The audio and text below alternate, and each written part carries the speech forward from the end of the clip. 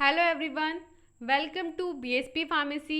I am Nikita Gupta और आज हम बी फार्मा सेकेंड सेमेस्टर के सब्जेक्ट ऑर्गेनिक केमिस्ट्री पार्ट 1 के topic aldehyde ketones and carboxylic acid पे एक स्मॉल सा क्विज लेंगे सो दैट हम aldehyde ketones and carboxylic acid के बेसिक कंसेप्ट को समझ सकें।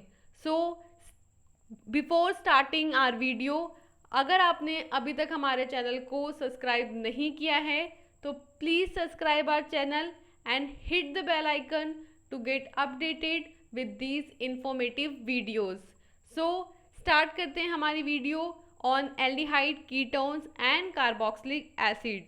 सो first question is Clemmensen reduction of ketones is carried out in the presence of which of the following।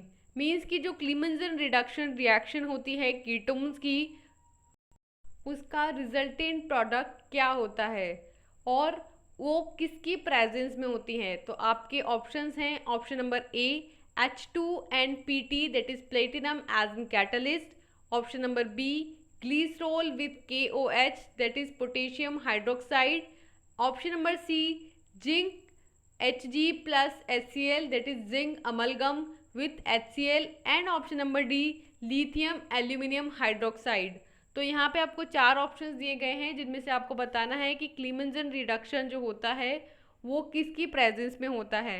तो जैसा कि आपको पता है कि जो कीटोन्स होते हैं उनका क्लीमंसन रिडक्शन होता है और रिडक्शन के रिजल्टेंट में वहाँ पे एल्केन फॉर्म होती है। तो ये जो रिएक्शन होती है वो जिंक अमलगम की प्रेजेंस में और HCl के प्रेजेंस में होती है, यानी कि जिंक अमलगम विथ HCl की प्रेजेंस में यहाँ पे कीटोन्स का रिडक्शन होता है और कीटोन्स जो है वो एल्केन्स में कन्वर्ट हो जाते हैं। तो हमारा करेक्ट ऑप्शन होगा option number C zinc amalgam with HCl। Then second question is which of the following statement is not correct. यहाँ पे चार ऑप्शंस दिए गए हैं जिनमें से तीन स्टेटमेंट है जो कि करेक्ट हैं और एक स्टेटमेंट है जो कि करेक्ट नहीं है। तो हमें बताना है कि कौन सा स्टेटमेंट है जो कि करेक्ट नहीं है।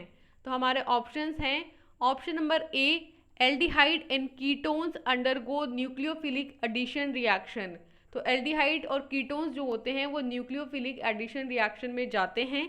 Option number B aldehyde and ketones undergo electrophilic substitution, कि एल्डिहाइड जो कीटोन्स जो होते हैं वो इलेक्ट्रोफिलिक सब्स्टिट्यूशन रिएक्शन में जाते हैं। तो यहाँ पे इन दोनों ऑप्शन से हमें समझ में आ रहा है कि एल्डिहाइड और कीटोन्स की रिलेटेड बात हो रही है और ये कहा जा रहा है कि एल्डिहाइड और कीटोन्स जो होंगे वो क्या न्यूक्लियोफिलिक एडिशन रिएक्शन में जाएंगे या फिर इलेक्ट्रोफिलिक सब्स्टिट्यूशन रिएक्शन में जाएंगे। Then option number C is aldehyde and ketones contain polar carbonyl group. तो क्या एल्डिहाइड और कीटोन्स के पास पोलर कार्बोनिल ग्रुप प्रेजेंट होता है। And option number D is lower members of aldehyde and ketones are soluble in water due to hydrogen bonding. तो hydrogen bonding की वजह से क्या जो एल्डिहाइड और कीटोन्स होते हैं वो वाटर में सॉल्यूबल होते हैं, जो लो मेंबर होते हैं एल्डिहाइड और कीटोन्स के वो वाटर में सॉल्यूबल होते हैं। तो यहाँ पे फर्स्ट ऑप्शन जो है एल्डिहाइड और कीटोन न्यूक्लियोफिलिक एडिशन में जाते हैं वो एक करेक्ट ऑप्शन है, क्योंकि इनके पास कार्बोनाइल ग्रुप प्रेजेंट होता है जिसकी वजह से इनके पास इलेक्ट्रॉन्स प्रेजेंट होते हैं। तो ये इलेक्ट्रॉन से रिच होते हैं, इसलिए ये न्यूक्लियोफिलिक एडिशन रिएक्शन में जाते हैं।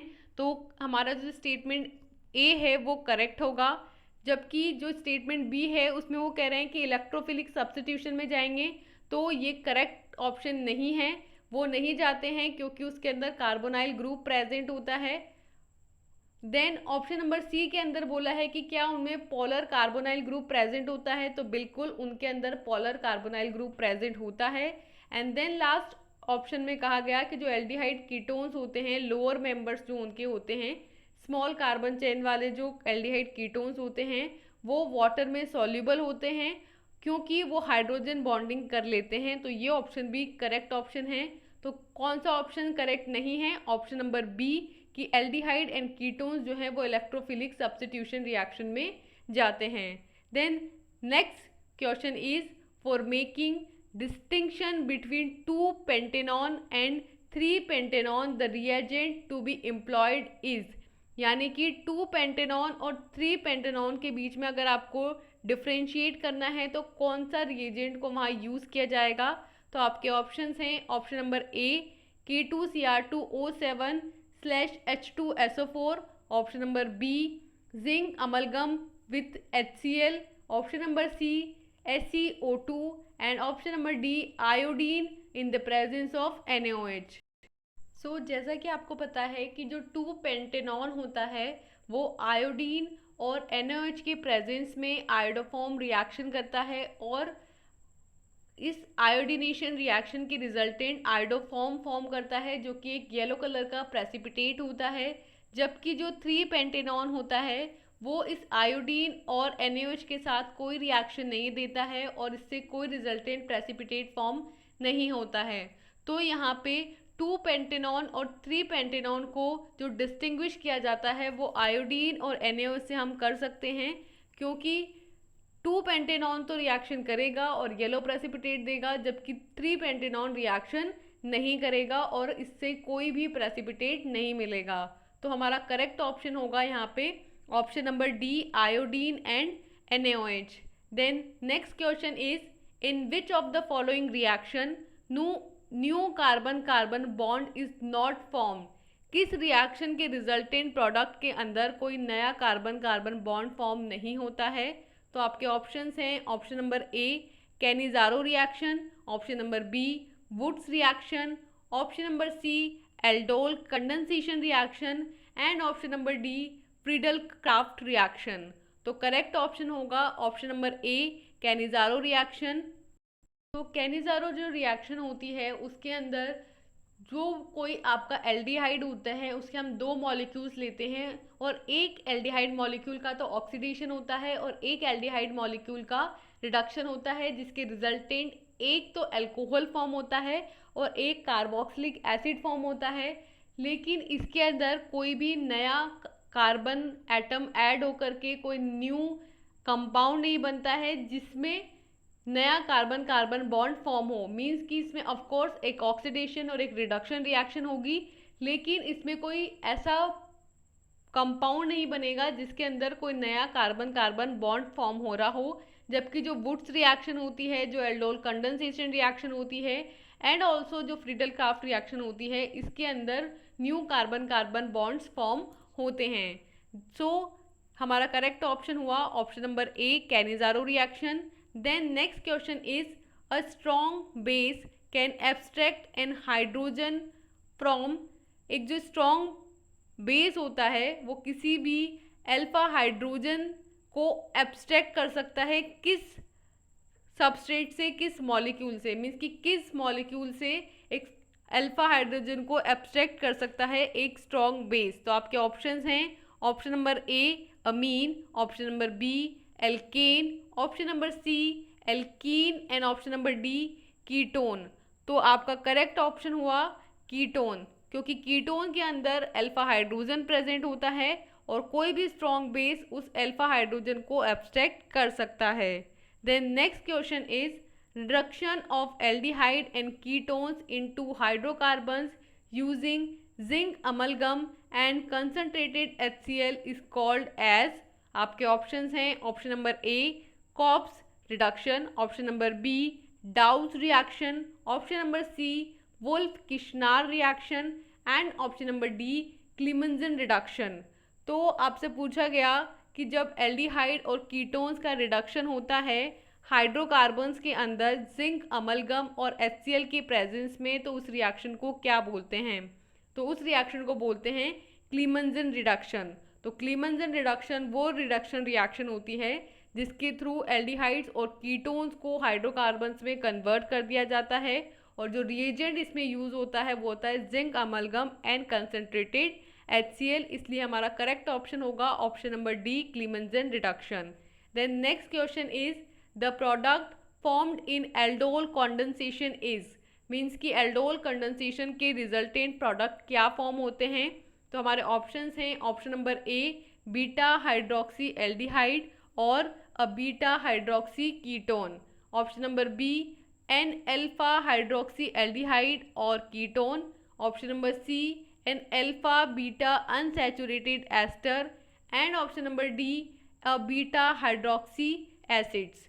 तो ये हमारे पास चार ऑप्शन हैं, इनमें से हमें बताना है कि एल्डोल कंडेंसेशन के रिजल्टेंट प्रोडक्ट क्या फॉर्म होगा।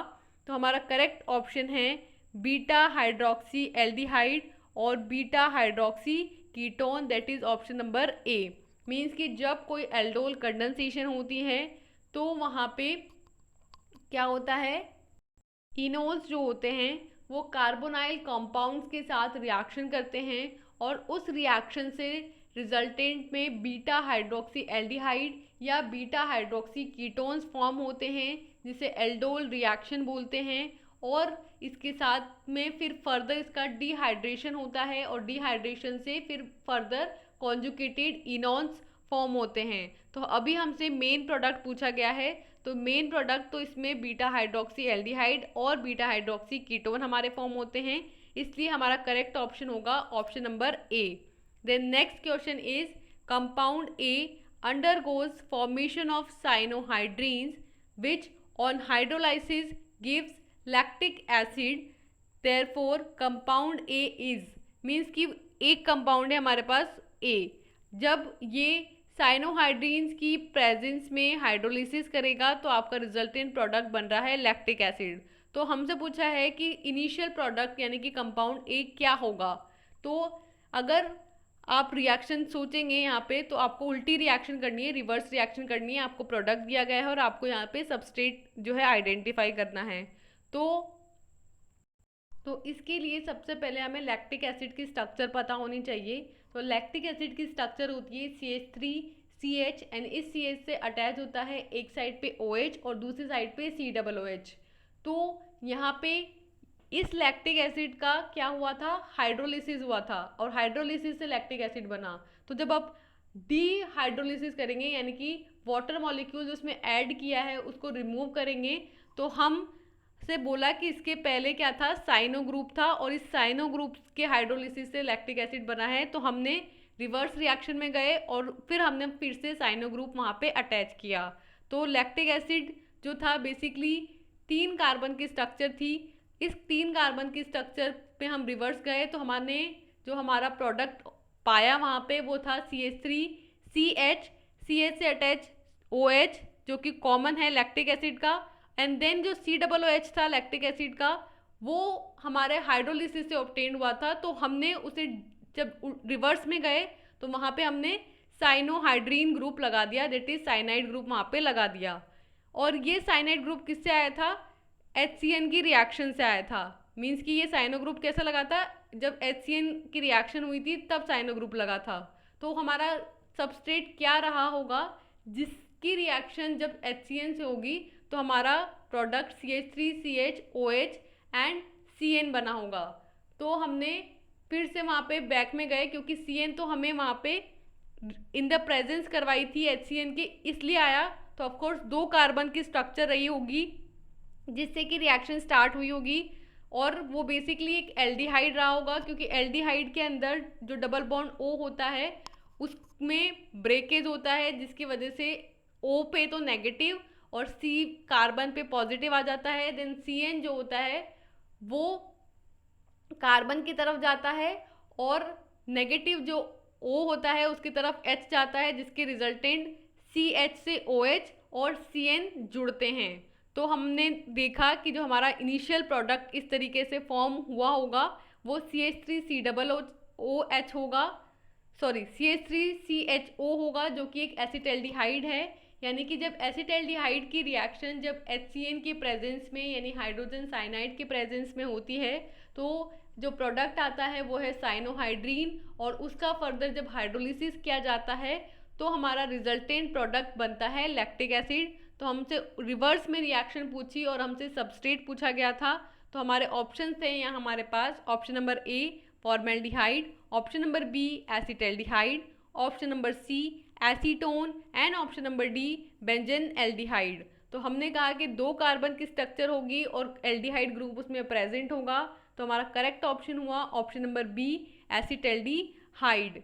Then next question is when trichloroacetaldehyde react with CCl3CHO react with chlorobenzene in the presence of sulfuric acid and produces means कि जो ट्राईक्लोरोएसिटल्डिहाइड है that is structure is CCl3CHO, इसकी reaction जब chlorobenzene के साथ करवाई जाएगी सल्फ्यूरिक एसिड के प्रेजेंस में तो क्या रिजल्टेंट प्रोडक्ट आएगा। तो यहाँ पे हमें 4 ऑप्शंस दिए गए हैं जिनके अंदर 4 स्ट्रक्चर्स हैं। तो सबसे पहले आपको क्या करना है, क्लोरोबेंजीन की स्ट्रक्चर बनानी है और फिर हमें देखना है कि ये क्लोरोबेंजीन जो है वो जब CCl3CHO के साथ रिएक्शन करेगा तो क्या बनेगा। तो इसके अंदर जो प्रोडक्ट बनता है वो होता है बेसिकली ऑप्शन नंबर ए। तो इस रिएक्शन में क्या होता है, क्लोरल या हम बोल सकते हैं ट्राईक्लोरोएसिटल्डिहाइड, इसकी रिएक्शन 2 क्लोरोबेंजीन की मॉलिक्यूल से होती है कंसनट्रेटेड H2SO4 की प्रेजेंस में। तो ये जो CHO होता है इसमें डबल बॉन्ड O से ये जो अटैच होता है तो वो ब्रेक होता है और उसकी जगह पे आकर के 2 क्लोरोबेंजीन के मॉलिक्यूल्स अटैच हो जाते हैं। तो ये है हमारे पास CHCCl3 और इसमें जो डबल बॉन्ड O था उसकी जगह पे 2 क्लोरोबेंजीन के मॉलिक्यूल्स आके अटैच हो गए। तो हमारा करेक्ट ऑप्शन हुआ option number A. Then last question है the compound which forms acetaldehyde when heated with dilute NaOH। हमें यहाँ पे वो कंपाउंड बताना है जब उसकी रिएक्शन डाइल्यूट NaOH के साथ होती है तो वो एसिटल्डिहाइड फॉर्म करता है। तो करेक्ट ऑप्शन है, हमारे ऑप्शंस हैं option number A 1 chloroethane, option number B 1 dichloroethane, option number C 1 dichloroethane and option number D 1 ट्राईक्लोरोइथेन।